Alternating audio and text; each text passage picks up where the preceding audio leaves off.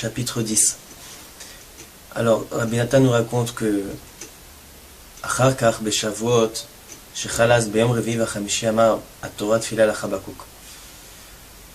Durant Shavuot de l'année Tavkuf Samech Dalet 5564, qui tombait cette année-là le mercredi et jeudi, alors Rabbeinu a dévoilé la Torah Tfila lachabakuk, qui commence par les mots Tfila lachabakuk. Cette Torah figure dans le chapitre 19 du Likutei Moharan.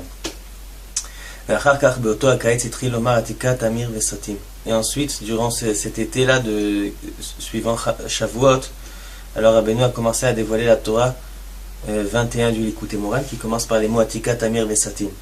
Ubitrila, Shamatim, Menu, Zichron, Elvacha, Ezenyani, Matora, Anal, Piska, Piska. Amara, Bishlemut, Baderech, Beshabbat, Nachamu. Alors au début, Rabbi Nathan raconte qu'au début, il a entendu de Rabbeinu rien que quelques sujets précis de cette Torah, pas toute la Torah entière. Et toute la Torah, Rabbeinu finit par dire toute la Torah entière le Shabbat Nachamu, le Shabbat qui suivait Tisha B'Av, pendant qu'ils étaient en chemin, ils n'étaient pas dans leur ville habituelle. Mikodem lazé amati lefanav be'ev rosh chodesh menachem av be'yom rishon b'Shabbat le'et erev ba'et poskin ne'echol basar. Alors Rabbi Nathan raconte que avant que Rabbeinu dévoile cette Torah 21 du Likutei Moharan, Atika, Tamir, Vesatim, alors la veille de Rosh Chodesh Av, le soir, c'était tombé un dimanche, et c'est déjà quand vient Erev Rosh Chodesh Av, on arrête de manger de la viande jusqu'à après Tisha B'Av, comme signe de deuil sur la destruction du Beth Amikdash.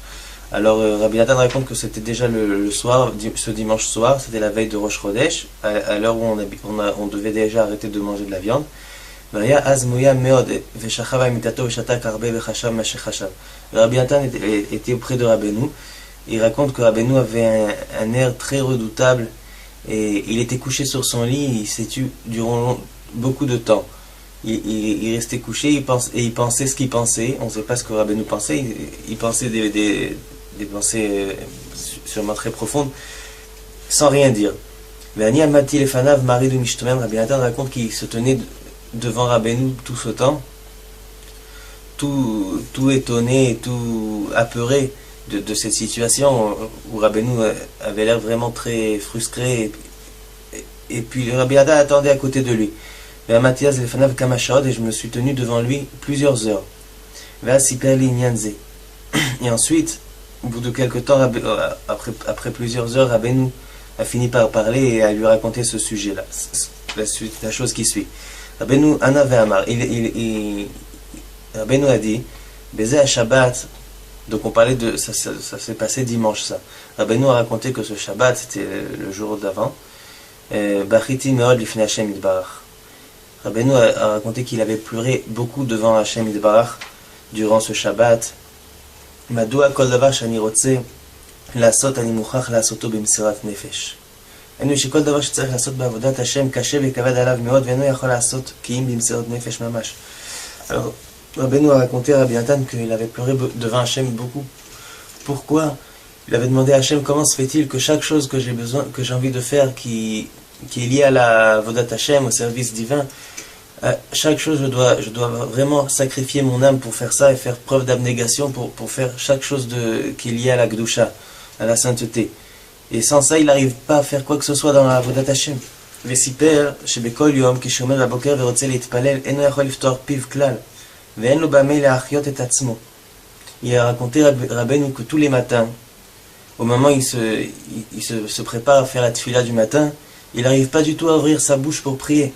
Il n'arrive pas à trouver quelque chose qui l'aide à se faire revivre et se donner une envie de prier. Il n'arrive pas à ouvrir la bouche, il n'arrive pas à commencer à prier. Alors il essaye, Rabbeinu, de se rappeler d'un certain nigun, d'un chant qui réveille l'âme, pour pouvoir avoir un réveil pour commencer à prier la tefila. Mais même ça, il n'arrive pas à se souvenir d'un nigun. Il n'arrive pas à se rappeler d'aucun nigun subitement à ce moment-là. à tel point qu'il ne sait pas comment commencer à prier. Et malgré tout, il s'efforce énormément, il commence et il arrive à prier finalement. Ensuite, quand il est déjà en train de prier, alors subitement lui vient dans la tête un nigoun, maintenant qu'il en a plus besoin, qu'il a déjà commencé à prier, alors il se rappelle d'un nigoun avec lequel il aurait pu commencer plus facilement la tfila s'il s'était rappelé de ce nigoun au début. Mais c'est déjà après qu'il a déjà commencé la tfila, donc il lui sert plus tellement. אחר כך כשבא בתוך התפילה אז מזכיר את עצמו איזה ניגון שבא על דעתו ממילא הכלל שכל דבר שרוצה לעשות קשה עליו מאוד ומוכרח לעשות במסירות נפש. Donc ce qu'il voulait dire c'est que chaque chose qu'il voulait faire, qu'il voulait entreprendre, qui était liée à la Kedusha, alors c'était vraiment difficile énormément pour Rabbeinu de commencer à faire cette chose-là. Il était obligé de s'efforcer à tel point de faire Messirut Nefesh pour cette chose-là, de sacrifier son âme pour ça.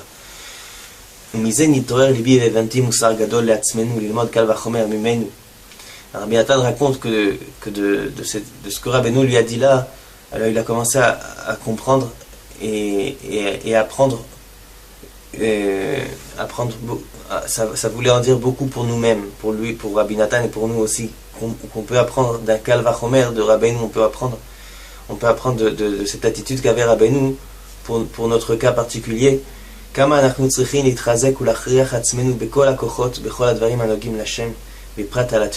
on a besoin nous aussi, nous-mêmes, de s'efforcer énormément et de faire vraiment des sacrifices de notre âme, de nous sacrifier énormément pour faire chaque chose qui est liée à la Vodat Hashem, au service de Dieu.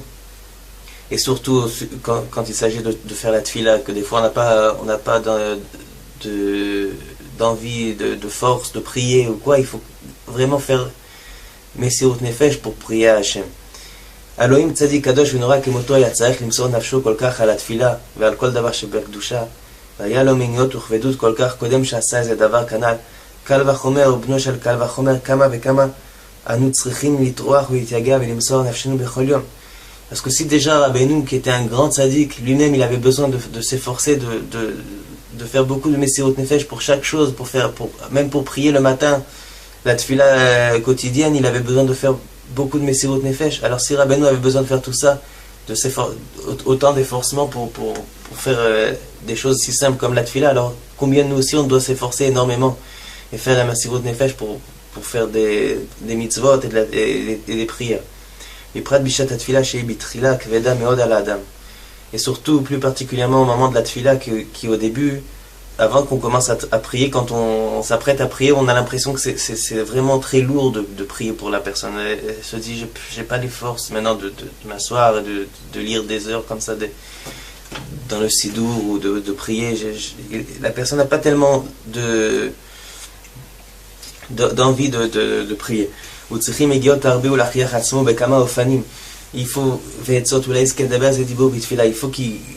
faut beaucoup de fatigue et d'efforts pour pouvoir trouver comment commencer à prier. Parce qu'une fois qu'on commence à tefila, alors après ça va déjà mieux, on arrive plus facilement à continuer. C'est toujours les débuts qui sont les plus difficiles.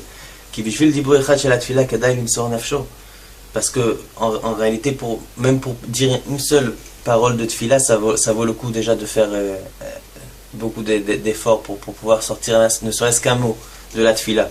Qui tefila et dvarim ha'omdim berumo shel olam, parce que la tefila, comme disent nos sages dans la Gemara Brachot, ça fait partie des choses qui se tiennent au sommet du monde. C'est des choses les plus importantes qu'il y a dans le monde, c'est la tefila.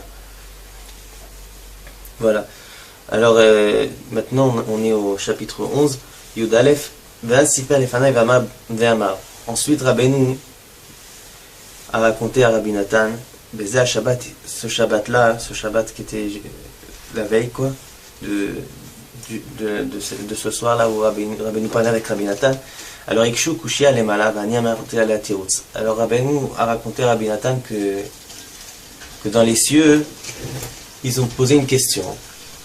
Et Rabbeinu a donné lui-même la réponse. Vea Kushia I. La question est mentionnée dans l'écoutez-moi dans cette Torah 21 pardon. ils ont posé une question qui yesh makifim etzel asechel yesh makifim la Torah ou mal asot shikanso makifim lifnim mechule kan pas kol ze batorah tika anal. Alors la question est un peu particulière. La question qu'ils ont posée, c'est, je sais pas comment exprimer ça. Voilà, la question c'est qu'il y a des makifim. Makifim, la traduction littéraire, ça veut dire quelque chose qui entoure. Ça peut être entourer un objet, entourer quelque chose, mais là Rabbeinu parle des pensées qui entourent l'esprit. Ça veut dire des fois on arrive à penser à quelque chose sans vraiment pénétrer la chose. On peut penser à une chose sans vraiment arriver à la maîtriser dans la pensée. Seulement, elle nous entoure, elle entoure l'esprit sans qu'elle pénètre dans l'esprit.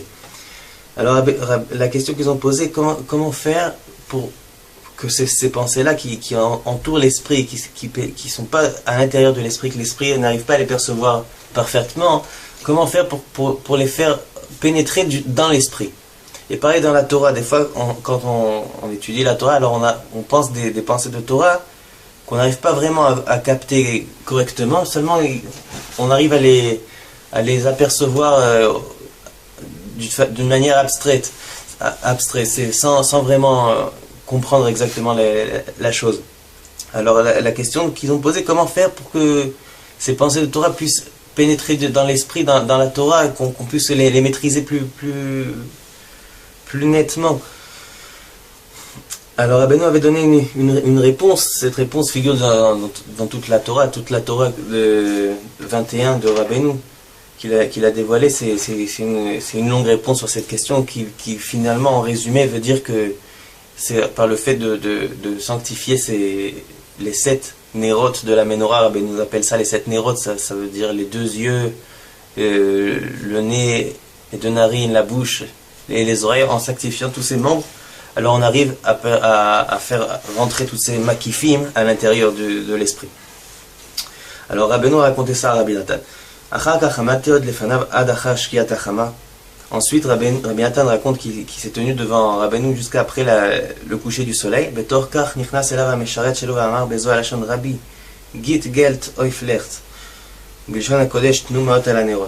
Ensuite, après le coucher du soleil, alors son mécharet,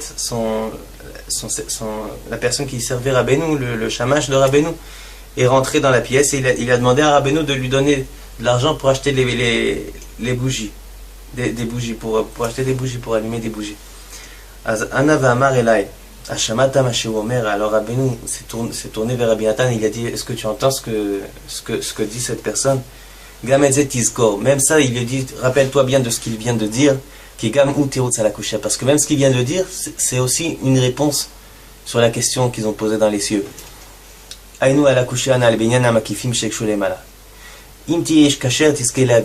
a dit Rabbeinu à Rabbi Nathan, si jamais tu seras un ish kasher, quelqu'un de kasher, d'apte, alors tu mériteras de comprendre ça.